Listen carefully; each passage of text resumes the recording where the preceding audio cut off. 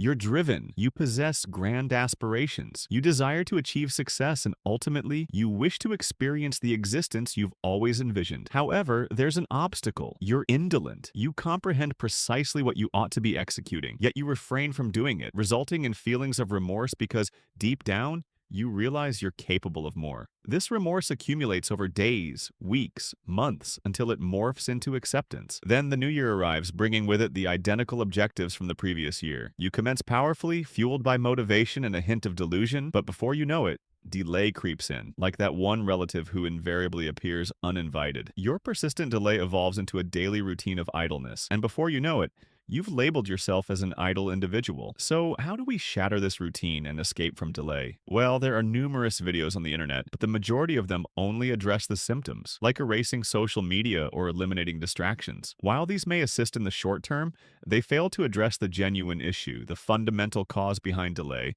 which can be summarized in one word: inertia. In physics, inertia is the inclination for objects at rest to remain at rest, and objects in motion to remain in motion unless acted upon by an external force. This also happens to be Newton's initial law of motion, and it applies just as much to tasks as it does to objects. Initiating any task, no matter how minute, necessitates an initial nudge and a certain amount of energy to overcome the stationary state of inertia, and this precisely is the problem.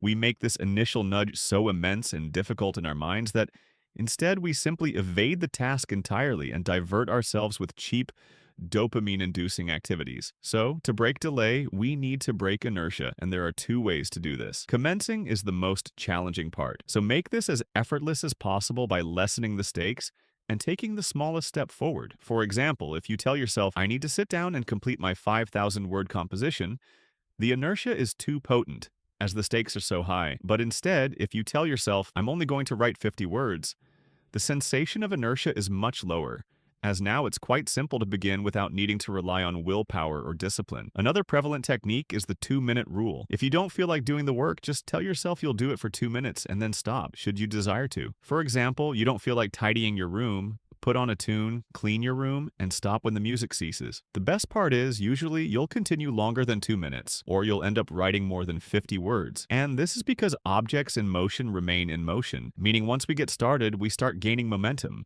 and this momentum keeps us going for longer. Initially, it's like pushing a ball uphill, but once we pass the point of inertia, it's downhill from there. And that's why it's important that the initial nudge is small and easy. In other words, diminish the stakes and begin with just 2 minutes. You can apply these two methods to any area of your life to conquer delay, whether that's attending the gym, working on your side venture, maintaining your relationships, or pretty much anything you can conceive of. As Martin Luther King once said, you don't have to see the whole stairway, just take the first step.